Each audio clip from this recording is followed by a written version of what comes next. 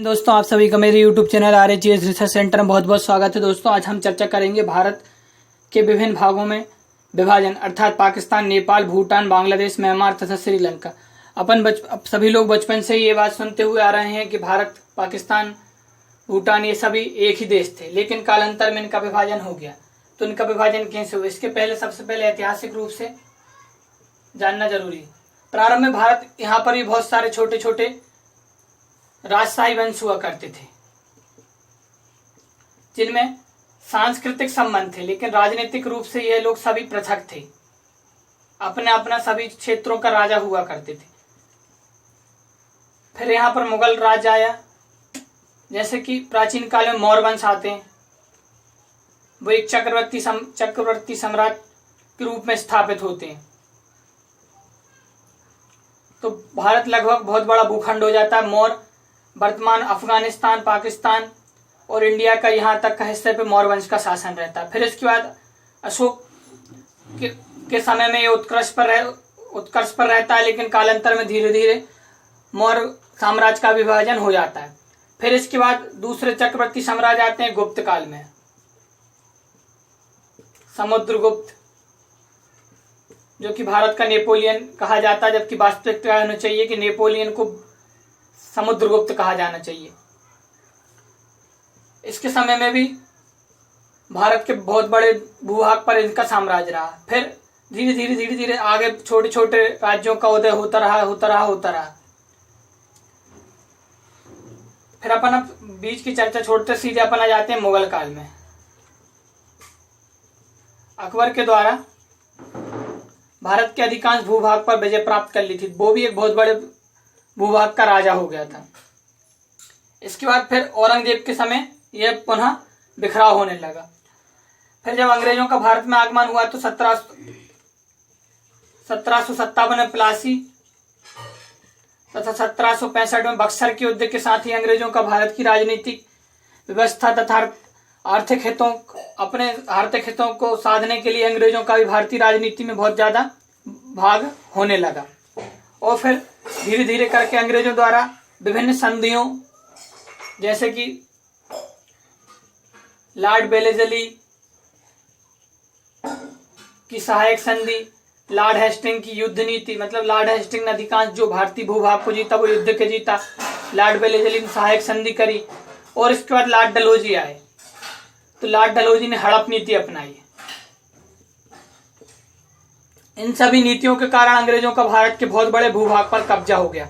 लेकिन इसके साथ साथ ही कुछ ऐसी स्थितियां भी बनी कि भारत के विभिन्न क्षेत्र अंग्रेजों के हाथ में नहीं आ पाए। जैसे मध्य प्रदेश के अपन सिंधिया वंश को देखते हैं, तो मध्य प्रदेश के सिंधिया को देखते हैं तो ये भी अंग्रेजों के साथ एक संधि के तहत थे। और यहाँ हैदराबाद के निजाम,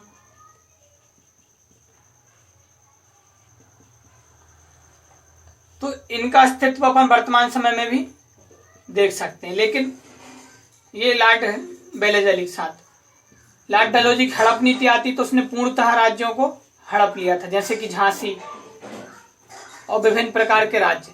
और युद्ध नीति के तहत लॉर्ड हेस्टिंग की युद्ध नीति आती है।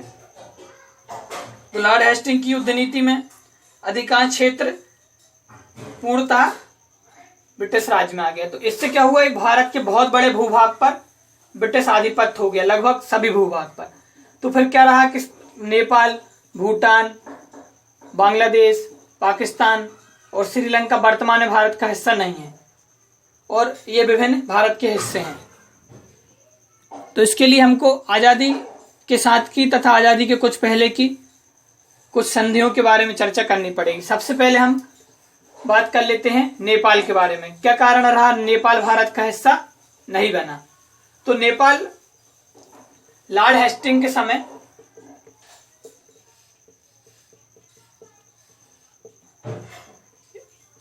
युद्ध नीति का अनुसरण ब्रिटिश साम्राज्य के द्वारा किया जा रहा था, तो इन्होंने अधिकांश क्षेत्रों पर युद्ध किया। तो जो अपना वर्तमान नेपाल, उत्तराखंड का कुमाऊं गढ़वाल क्षेत्र, सिक्किम, ये पूरा क्षेत्र नेपाल के गोरखा गोरखा लोगों के पास था।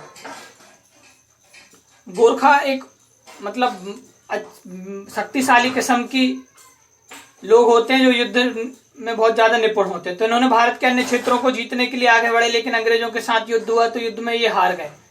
तो कुमाऊं गढ़वाल तथा सिक्किम क्षेत्र अंग्रेजों ने इनसे ले लिया। कुमाऊं गढ़वाल यानी वर्तमान ये वाला कुमाऊं गढ़वाल क्षेत्र, और ये सिक्किम क्षेत्र अंग्रेजों से ले लिया। तो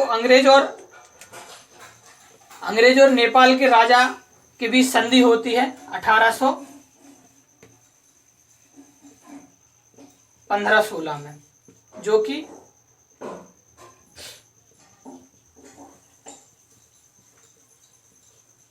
सुंगोली की संधि कहलाती। इस संधि के तहत वर्तमान नेपाल क्षेत्र नेपाल के राजा को दे दिया गया तथा एक रेजिमेंट जो कि सहायक संधि के तहत विभिन्न राज्यों में भी रखी गई थी वो रखने की बात कही, तथा एक गोरखा रेजिमेंट बनाने की बात कही, तथा नेपाल किसी भी अन्य देश के साथ कोई संबंध नहीं रखेगा। इसके कारण नेपाल पे अप्रत्यक्ष रूप से इस क्षेत्र पे तो अंग्रेजों का शासन था, लेकिन प्रत्यक्ष रूप से वहां के गोरखाई का शासन था। तो इसके तहत नेपाल 1816 से ही भारत से पृथक हो गया, क्योंकि भारतीय भूभाग यानी अंग्रेजों का भूभाग, तो ये पृथक हो गया।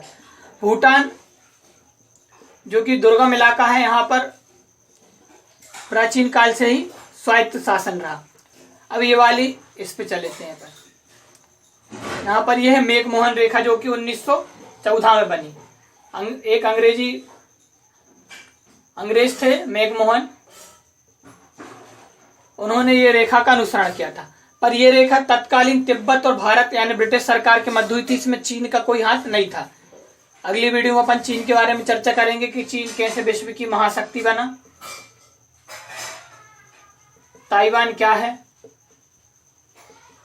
हांगकांग, मतलब इन सभी के बारे में अपन चर्चा करेंगे। तो मैकमोहन रेखा, इसी कारण चीन कहता है कि ये हमारे साथ नहीं हुई तो हम इसको नहीं मानते, और अधिकतर तिब्बती क्षेत्र, पूर्वतः तिब्बती क्षेत्र पर चीन का अपना कब्जा हो गया। अब जो भूटान बर्मा के बारे में चर्चा कर लेते हैं। म्यांमार, भारत शासन अधिनियम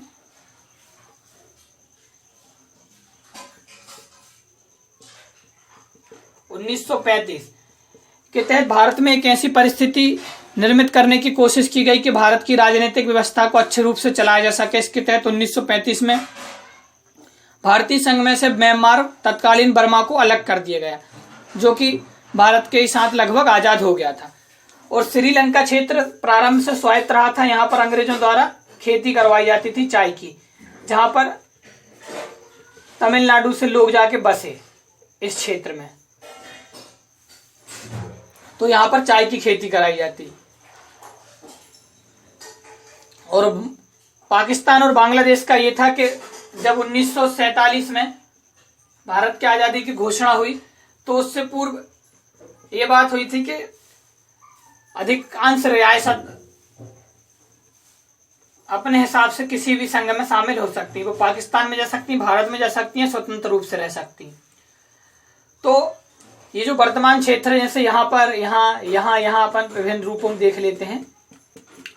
यहाँ पे प्रत्यक्ष रूप से अंग्रेजों का शासन था, जहां पर विधान परिषद का गठन हुआ था। तो यहाँ पर चुनाव हुए इन क्षेत्रों में, तो कुछ क्षेत्रों में कांग्रेस जीती और कुछ क्षेत्रों में मुस्लिम लीग जीती और कुछ क्षेत्रों में स्वतंत्र लोग जीते। तो यह वाला क्षेत्र और ये वाला क्षेत्र यानी वर्तमान पाकिस्तान और बांग्लादेश क्षेत्र में अधिकांशतः मुस्लिम लीग ही विजय हुई थी। तो यह क्षेत्र पाकिस्तान बना। तो इसके साथ साथ मोहम्मद अली जिन्ना जो कि तत्कालीन मतलब वर्तमान पाकिस्तान और तत्कालीन पूर्वी पाकिस्तान के प्रमुख थे, उन्होंने भारत के मतलब विभिन्न राजाओं के साथ समझौता किया तथा यहाँ के राजाओं को पाकिस्तान में शामिल किया। और ऐसे ही 552 रियासतें लगभग भारतीय संघ में शामिल हुई। इससे ज्यादा भी हो सकती थी, नहीं हो पाई, या इससे कम भी हो सकती थी। तो विभिन्न रियासतें शामिल हुई। तो इन रियासतों के शामिल होने में सरदार वल्लभ भाई पटेल तथा बीके मेनन का बहुत बड़ा हाथ रहा। इन्होंने पुरस्कार तथा युद्ध नीति के माध्यम से अधिकांश भारतीय रियासतों को शामिल किया। तो 552 रियासतों को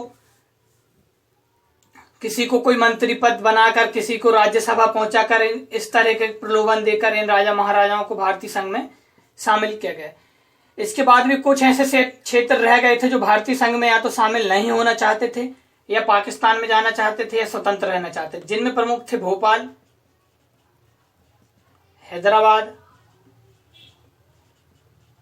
जूनागढ़,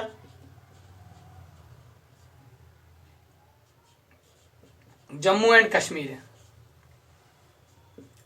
जिसमें भोपाल या तो स्वतंत्र रहना चाहते थे या पाकिस्तान में मिलना चाहते थे, हैदराबाद पूर्णतः पाकिस्तान में, और जूनागढ़ ने तो पाकिस्तान में मिलने की घोषणा कर ही दी थी, तथा जम्मू कश्मीर के राजा ने अपनी स्थिति स्पष्ट नहीं करी थी।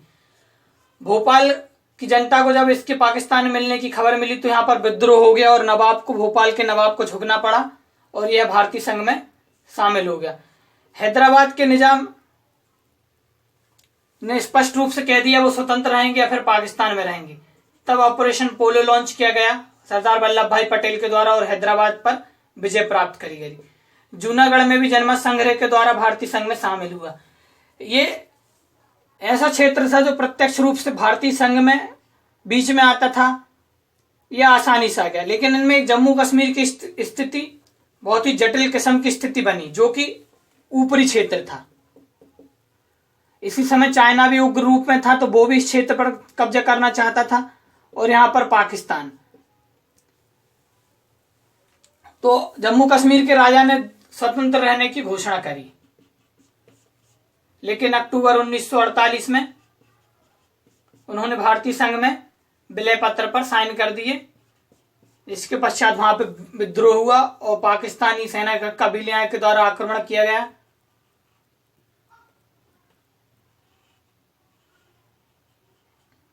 तथा ये पीओके जैसे अपन कहते हैं, इस क्षेत्र पर अपना अधिकार कर लिया। और 1962 के युद्ध में चाइना के द्वारा इस क्षेत्र पर अपना अधिकार जमा लिया गया, जो कि स्काई चीन कहलाता है।